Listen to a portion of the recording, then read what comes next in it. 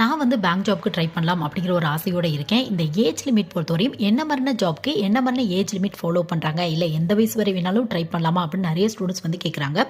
இத பத்தி இன்ஃபர்மேஷன் ஜென்ரலா வந்து இந்த 1 மினிட்ல வந்து நம்ம பார்க்கலாம்.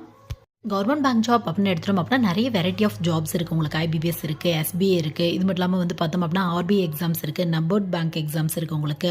இது மட்டும் இல்லாமல் ஐபிபிஎஸ்ல ஆர்ஆர்பி எக்ஸாம்ஸ் இருக்குது. இது மாதிரி நிறைய எக்ஸாம்ஸ் இருக்குது உங்களுக்கு. காமனாக வந்து பார்த்தோம் அப்படின்னா கிளரிக்கல் ரேஞ்சில் நீங்கள் ட்ரை பண்ணுறீங்க அப்படின்னா 20 to 28 வரையும் ட்ரை பண்ணலாம் அப்படிங்கிறத பேசிக் எலிஜிபிளாக ஃபாலோ பண்ணிட்டு இருக்காங்க.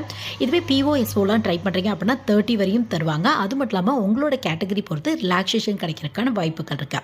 3 இயர்ஸ் 5 இயர்ஸ் இந்த மாதிரி தருவாங்க. பட் அதுக்கு நீங்கள் ப்ராப்பரான சர்டிஃபிகேட் வந்து வச்சிருக்கணும்.